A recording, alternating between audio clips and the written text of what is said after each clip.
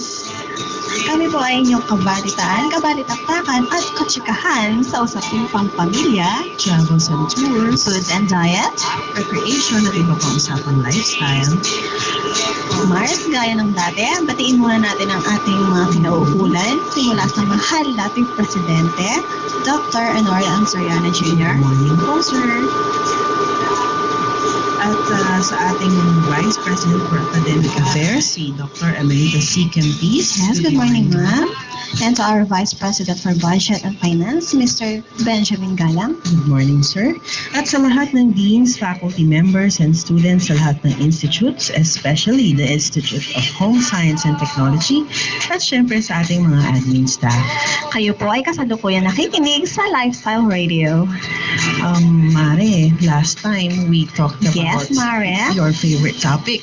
Yes, about diet. About Yeah. diet. We discussed about yung 7-day flat belly program ni paring James Wigan. No? Pero sabi natin, pag-uusapan din natin ngayon ang isa sa mga maganda rin yung pag-usapan about lifestyle. The effect of Yes. today's lifestyle sa family relations. Relations, yes. Kasi minsan, hindi natin napapansin na sa lifestyle pala natin naapektuhan din yung family relationship natin. Kung ano-ano ba kung may mga positive or negative Yes. effects ba ito sa family natin. Yan po ang tatalakayin natin sa ating pagbabalik dito lang po sa Lifestyle Radio. Maganda at masayang pagbati po sa ating lahat. Tayo po ay nagbabalik dito sa Lifestyle Radio. At ngayon pong umaga, ang ating tatalakayin ay the effects of today's lifestyle on family relations. Tama. Ano mo ba, Mars? Meron pala tayong mga followers sa Facebook. Oh, really? Oo, nagulat din ako. Meron pala tayong followers. Anyway, nag-post kasi ako ng question. Yes. So, pinost ko yung question natin for this week. And may mga nag-comment, no? Actually, ang daming ang mga comments ng mga tao regarding this, no? So, siguro dahil na-experience sila, affected din Yes. sila. So, pero siyempre, pipiliin na lang natin yung hindi mga nag-uulit-ulit. Yes, so, yeah. Kasi lahat talaga magre-react dyan dahil lahat tayo ay members ng family and we all know that family is the basic unit of the society. So, lahat tayo ay involved. So, sa ganyang issue, panigurado na marami talagang magre-react, no, Mars? At saka siguro dahil talagang social network, Yeah. mahilig talagang mag-react. Oo. Anyway, basahin natin yung isa sa mga comments ng isa sa mga pagkasunod natin. Sabi niya, one of the effects daw of today's lifestyle and family relations, sabi niya, technology determines the time of the family. It gets all the time that must be spent for the family, thus decreasing family bonding time. This is from Carlo Henson, no? Yes, hello, Carlo Hanson. I hope you're listening this morning. No, totoo nga naman yun, Mare, di ba? Most of the time, lalo na sa mga children in the family, na nagfo-focus talaga sila sa mga gadgets, computers, yan, sa TV, na Tama ka dyan. talagang oras ang tinututok nila dyan, na nawawala nga naman yung bonding time. At saka isang bagay pa dyan, Mars, no? Yung mga ibang parents, especially moms, if they are working moms, no? Kung wala na silang time para alagaan yung mga anak nila, sige, ihaharap na nila sa TV. Ayan, dyan ka na lang, bibigyan ng pagkain. Yung bata, nakatingin na sa TV, no? Tapos iiwanan ng nanay, o kaya naman iiwanan lang sa katulong, si yaya naman, na nagbabantay habang nanonood ng TV. So, yung technology, Kaya rin parang mga zombie, mga bata. Minsan yung kinakausap mo na, hindi pa nila alam na kinakausap mo na sila, no? Tutok sila sa kanilang whatever man yung ginagawa nila. So, another comment, ang sabi niya, the family dinner or family meals are no longer being shared together today. Sabi po yan ni Nico Ramos. Hello, Nico. Sana nakikinig ka rin ngayon. Oo, ayan. Oo, totoo yan, no? Kasi instead na salo-salo, meron kanya-kanyang ginagawa. Yung isa nag-FB, busy-busy doon. Si nanay, tinatawag na sila na kumain. Mamaya na lang. Pagka ready na siyang kumain, nanonood naman ng TV yung ibang kasama nila sa bahay. Hindi na talaga nabibigyan ng ganun halaga yung sabay-sabay talaga ang pagkain. Tsaka ang hirap talagang i-feel away from the TV o computer yung mga bata ngayon.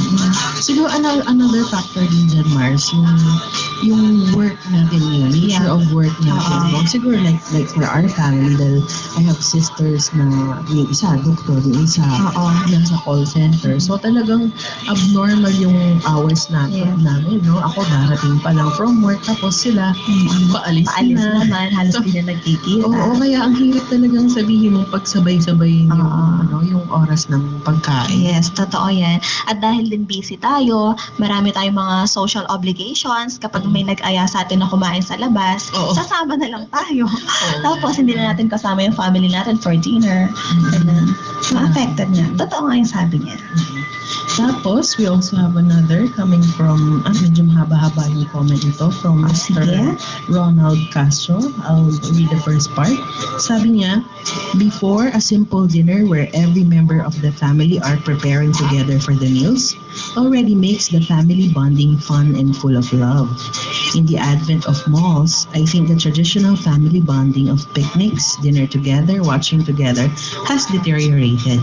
A kid nowadays would rather want to play computer on his own rather than play with his father. Naku, totoo nga to, no? Ang hirap-hirap maghanap ng bonding time ngayon kasi yung parang we're all so absorbed with our own activities lalo na kasi yung mga parents noon ay hindi pa uso ang computers. Magkaiba yung dahil sa generation gap yung mga bata ngayon mas gusto nila na mga gadgets yung kaharap nila, yung mga parents naman nila, especially yung father, mas gusto na lang lumabas at mag-jogging or mag-basketball. Ay yung mga bata kasi gusto nila basketball sa online. Yes.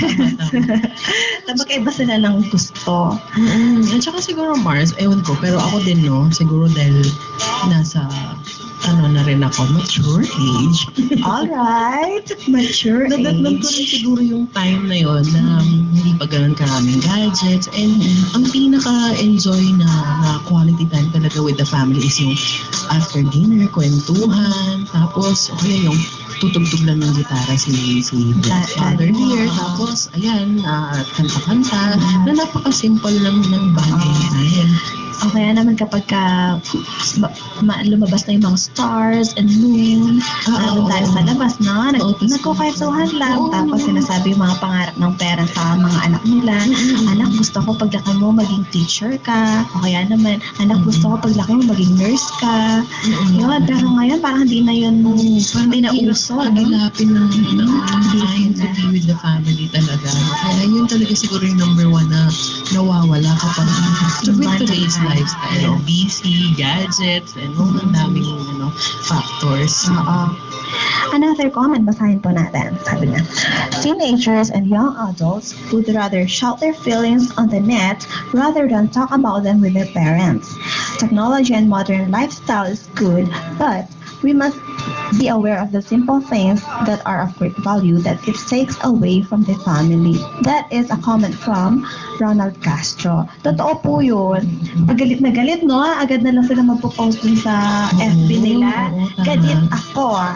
Magpaparinig to the highest level ang pagpaparinig. So, hindi na a-address dun sa tao na gusto nilang sabihan or kanina sila nagagalit. Oo, sabi niya, bad trip ako. Gutom ako. Tapos, sunod-sunod naman yung mga comments, So, instead na yung problem masosolve, hindi. Nagiging complicated kasi ang dami ng tao ang involved. Tsaka sometimes people are not careful dun sa mga choice of words nila. Siguro ang isa sa mga nakikita kong effect yan sa family is that lalo na siguro with my niece and nephew na uuwi yata tanongin mo, ano, okay ka lang? May problema ba? Wala. Sagot lang sa'yo, wala. Pero makikita mo yung post niya sa Oo. Facebook na I'm hurt, no? Diba? Lahat yung emotions nila, binubuhos nila Oo, doon sa... yung hindi mo pa malalaman FB. kung anong problema nila at kung anong nangyari sa kanila. Kung di mo pa titignan yung kanilang Facebook, no? Siguro kaya kailangan niya yung mga parents ngayon, ano din, may social... Updated din sila. I think that's one way for you to reach your children, di Oo. ba? Kailangan nilang sumabay or ano yan, sumunod sa agos, sumabay sa agos. Oo, kasi kung hindi, how would you know and how would you be able to help your child, di ba? Grabe, no? Ini-imagine ko tuloy ngayon, paano kaya kapag tayo na yung nag-establish ng sarili nating family? Challenging, sobra. Kasi ang dami mong kailangan i-consider, no? Kalaban mo yung time, kalaban mo yung busy ka, kalaban mo yung sobrang daming gadgets na kailangan mo rin matutunan. Para makasabay ka sa mga anak mo. Oo, ang hirap, no? Anyway, masarap po ang ating talakayan. Pero sa aming po pagbabalik, talakayin natin naman po yung mga sinasabi ng ating mga professionals at patuloy lang po kayong makinig dito sa Lifestyle Radio. Muli po tayo nagbabalik dito sa Lifestyle Radio with yours truly, Maring Len, and my partner, Maring Titums. At tinatalakay po natin ngayon ang effects of today's lifestyle on family relations. Tama. Mars, kamusta? Okay naman, maganda pa rin. Ganun. Maganda pa rin. Oo. So Mars, sabihin naman natin sa kanila, no? Alamin naman natin yung yung mga sinasabi ng mga professionals ukol sa talakayan ito, no? Let's start with Maring Jackie. Kilala mo ba si Maring Si Jackie? Maring Jackie, Miss Jackie Bolan. Si Maring Jackie Bolan is isang researcher sa South Korea, no? At nag-conduct siya ng study na ang pamagat ay modernity's effect upon the family. Ano yung mga findings niya kaya, Mars? Ito ang sabi niya. Sabi niya, one way to understand modernity is to see technology as the advent to ushering in this new period. It is within modernity that traditional forms, and in the case of TV, the family as a place of meaning is lost. At one time, values, expectations, and common modes of behavior are found and taught within the family. But with the advent of the TV age, it is often the mass media that replaces this familiar function. Amidst this changing of place of meaning away from the family comes chaos. In many areas of life, as there is now no longer any standard or recognizable place where appropriate values and behavior can be modeled. And it is in this model that the mass media becomes a teacher. Naku, tama nga rin naman siya sa sinabi niya na oo nga, dati napaka-strict natin na it is usually the parents, the siblings na nagtuturo ng value sa mga kapatid niya, sa children, no? Pero ngayon, the kids now nakikita or nakukuha nila ang values nila through Sa media. TV especially. Yes. And one more thing, no? Kahit yung kapag pinag-aaral yung mga ABC, yung counting, mga kanta, ang tinitignan na lang ng mga bata yung sa TV, no? Oo, no? Parang, TV, internet, cellphones. At saka, sabi nga dito na mass media as a teacher on children. May kaibigan ako, kinuwento niya, no? Yun daw anak niya. Then nanonood siya si Sailor Moon at kinaya niya ng bonggang-bongga. Nagpabangs siya. Wow! Para lang daw magmukha siyang Sailor Moon. At tinatawag daw siya ng mga classmates niya na Sailor Moon, ganyan. And kahit yung mga pamangkin ko, ganun din. Kinagaya nila kung ano yung napapanood nila sa TV. Pero meron naman akong isang pamangkin, ayaw niya nang nakakapanood ng mga violence. And kapag napapanood niya sa TV na may gay, ganyan, ayaw niya. Ewan ko kung anong nasa isip ng bata na yun. Pero it can have a negative effect din, no? Kasi akala nila it's okay, no? Lalo na if you've observed yung mga cartoons na napapanood ng mga bata ngayon, very violent. No? Parang yung iisipin pang bata talaga sila, no? And ako, isa yan sa mga problema siguro sa isa sa mga pamangkin ko na Nako, nagagaya niya, nagiging violent din siya, na minsan hindi siya aware, na akala niya it's okay. Oo. And side ko paano yung isang friend ko din, kasi daw hindi siya dati magaling mag-English. Ngayon, kinantsawan daw siya ng mga pinsan niya. So, ang ginawa daw niya, nagkulong siya sa kwarto for 2 weeks. Then, nanood lang daw siya ng mga foreign movies.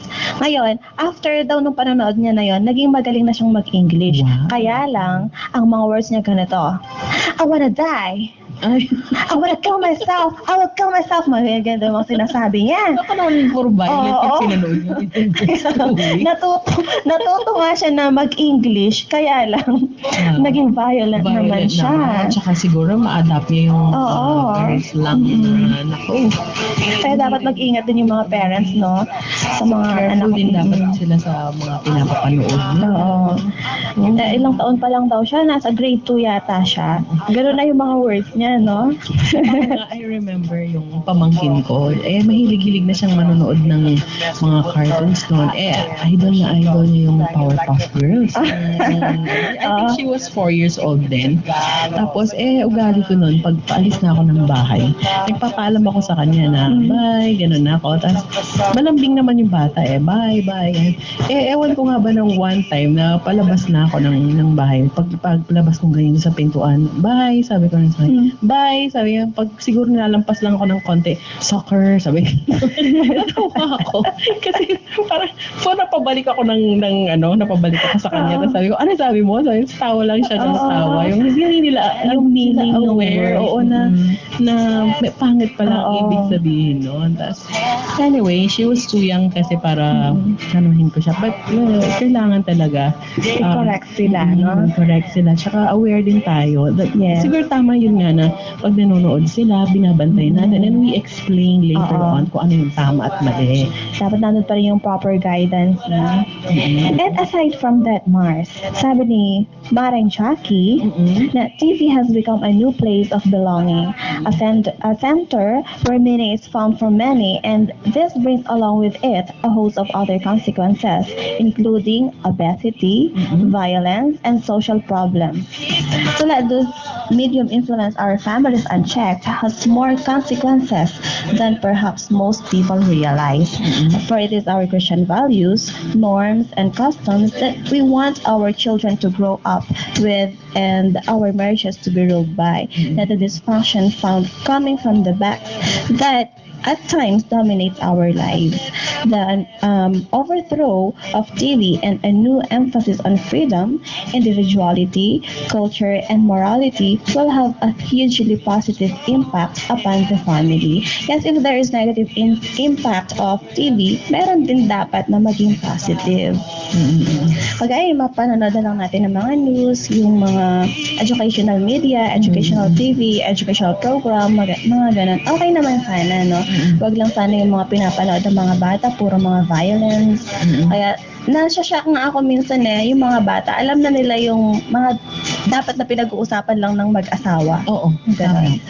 Ang babata pa, alam na nila yon, grabe. At saka yung very, I don't know, kasi siguro din nakikita kami sa mga pamangkin ko, very highly opinionated ang mga bata ngayon na, ewan ko na, siguro din nakikita din nila sa TV, no? At saka siguro isang factor din we have to consider dahil sa mga gadgets na yan, no? So parang nagsasuffer na rin yung health ng mga kabataan, no? Marami yung poor eyesight, no? Na napaka-young age, nagsasalamin na, ang kapal-kapal 5 years old pa lang, salamin, oo. Tapos yung, ayan, ang nakakatamang problem of obesity. Kasi naman, wala na silang exercise. Nakaharap na lang lagi sa screen, sa monitor, or whatever, no? Tapos, kumakain na lang. Kakain. Minsan nga yung, instead of eating the meal, yan, babalik tayo dun sa hindi sabay-sabay. Instead of eating the meal at the table with the family, dadali na lang dun sa tabi ng computer. Kaya sa harapan ng TV, doon na lang sila. Doon na lang nila. Kaya hindi rin daw advisable na yung TV nasa dining area. Kasi nawawala yung chance for the family to talk. Yes, nawawala yung bonding time nila. And yun nga, speaking of nawawala yung time para mag-bonding yung family, sabi nila, sa mag-asawa daw dapat at least 1 hour per day daw yun yung spend nila para magkwentuhan, yung ganun, para daw maging maganda, maging maayos yung relationship nila. Oo nga naman, kasi kung wala nang time yung partner dun sa partner niya, magkahanap ng ibang kausap yan. Oo. Tapos yun, ganun nasisira yung relationship. Mismo. Kahit yung mga bata. Oo. I read this one article na ang sabi niya, advisable daw sa married couple yung, yun nga, 1 hour, mas prefer daw nila na yung bago matulog. Kasi parang nasa relaxed state na, hindi na yung mainit ang ulo, kumbaga nandun na siya sa stage na kalmado siya. Para maiwasan din daw yung mga sagutan, mga away. Parang kaya mo lang yung parang kumustahan lang sila. At yung tawag nila doon is pillow talk. Yung dapat daw meron kayong malaking unan na share kayo doon. Yung malaking unan? As in, malaking unan. Saka siguro yung bed, no? Na yung ganun daw, para nagkukwentuhan, nagkasama katulugan yung pinagkukwentuhan. Kung kasing sexy ko, hindi na kailangan na una. Pwede siguro. Ayun naman. Kasi, pillow represents comfort. So, para maging comfortable siguro yung conversation ng mag-asawa.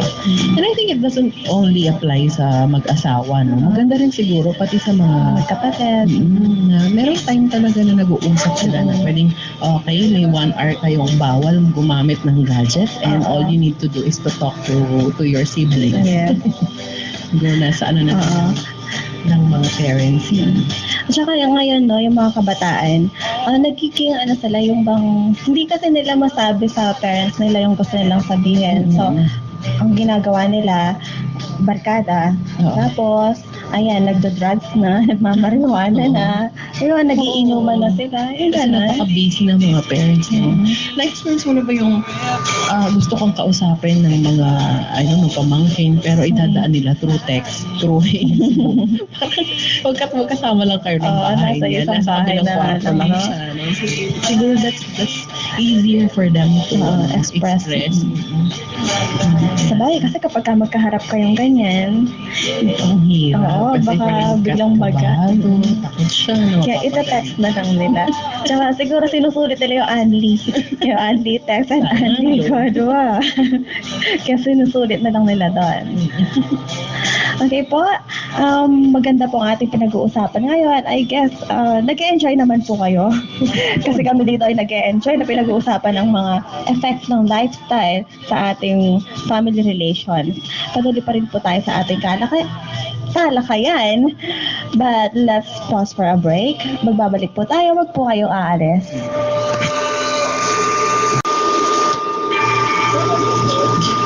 Tayo po ay nagbabalik sa ating programang Lifestyle Radio with yours truly, Maring Titans, and aking partner na si Maring Len, at pinag-uusapan po natin ang effects of today's lifestyle on family relations. Yes, ituloy po natin yung pinag-uusapan natin kanina.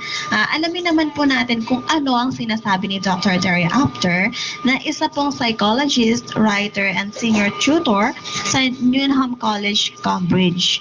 Sabi po niya, today, a high proportion of children experience widely varied family settings, and many families undergo transitions. By the time a child reaches the age of 16, there is a 1 in 8 chance that her parents have divorced or separated, and that she is living with a step-parent, who may also bring step-siblings and step-grandparents. While studies repeatedly show that children living in families with their 2 biological parents have the best chance of thriving, many children who undergo family breakup also do well. The children who are most likely to do well are those who have a range of family members supporting them.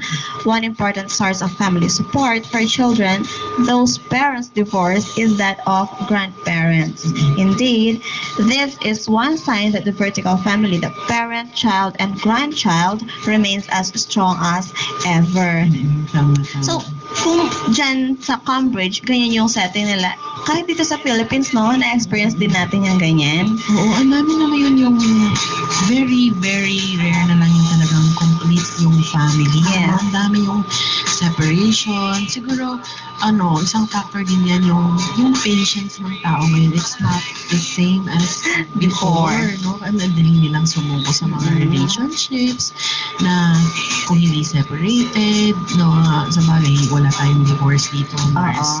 Pero ano pa rin yung naghihiwalay yung mga parents nila, and then the children are suffering from it. No?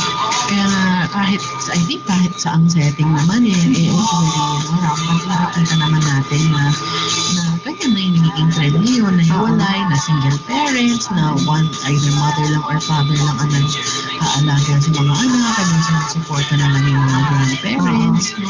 And minsan din, yung mga grandparents, sila yung nag-aalaga dun sa mga apo nila. Lalo na kung halimbawa, isang anak lang yung naging apo nila dahil nag-separate na kaagad yung parents ng bata. Yun, so punta siya sa grandparents na kawawa rin. Oo, dito sa atin, madalas yung ganyan, na yung naiiwan sa grandparents na parehong kawawa actually kawawa rin yung grandparents kasi sa age nila, nag-aalaga pa rin sila. Tapos yung anak, hinahanap din niya yung kanina ang totoong parents niya.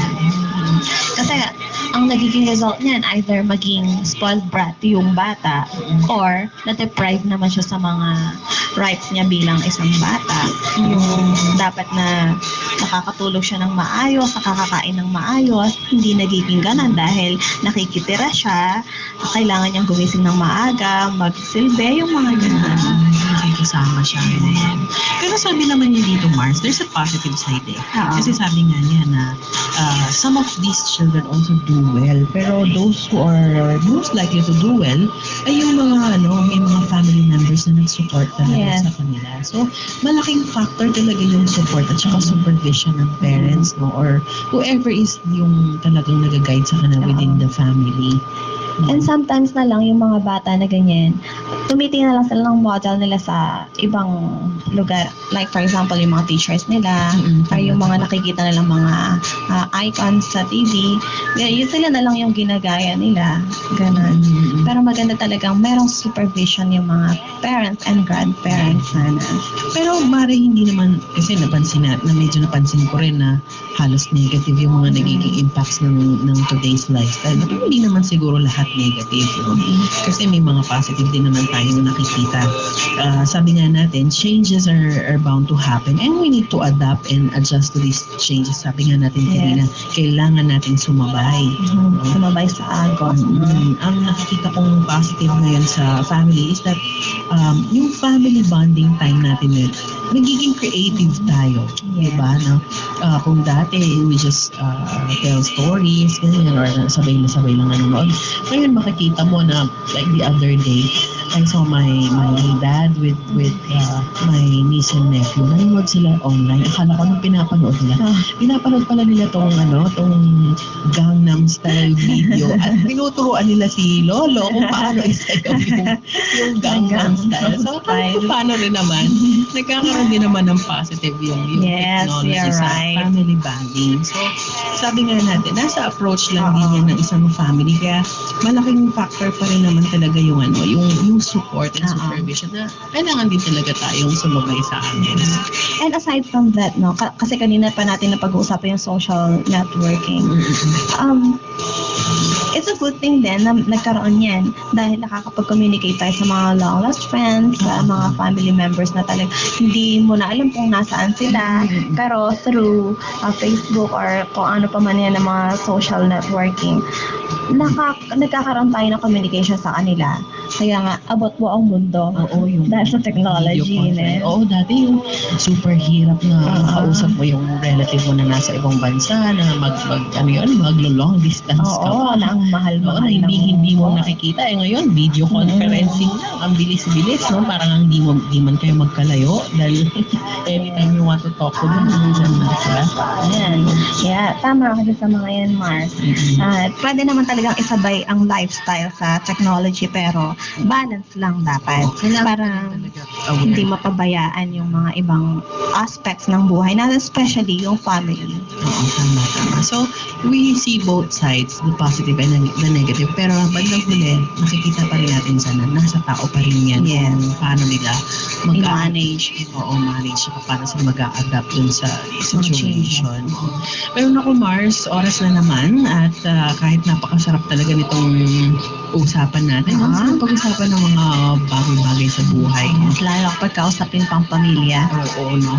Kaya marami rin ako natutunan ngayon. I'm sure ikaw din, Mars. Of course, Mars. At napapaisip na rin ako paano pag nag-establish na tayo ng sarili nating families, paano yung mga dapat nating gawin. Pero, naku Mars, alam mo ba kung ano na next week? Love is in the air. Wednesday na, no? Ano naman kaya pag-uusapan natin dun, Mars? So, kailangan sumabay tayo kung anong nakapanahon, no? Kaya tama ka dyan, it's Valentine's. Kaya ang topic po natin next week is, do relationships that begin online last long or succeed? Naku, magandang topic yan, Mars. Nako, exciting at saka, nako, I'm sure marami na naman akong Marami na magre-react dyan. magre-react, no? If you do have comments po, you can drop them off at the Institute of Home Science and Technology. Yes. No? O kaya po, dito na lang. Or dito po sa sound ng radio station. Anyway, malalaman po natin ang sagot sa next week dito lang sa Lifestyle Radio.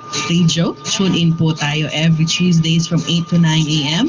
O paano Maringlen? Magpaalam na tayo sa ating mga tagapakinig. Yes, mga kaibigan, mga kakampi, mga kapatid, kamag-anak at lahat na. Muli niyo po kaming abangan next week. Salamat po sa inyong lahat, sa inyong pakikinig. Salamat po ulit sa inyong pakikinig at hanggang sa muli. Paalam po. Paalam!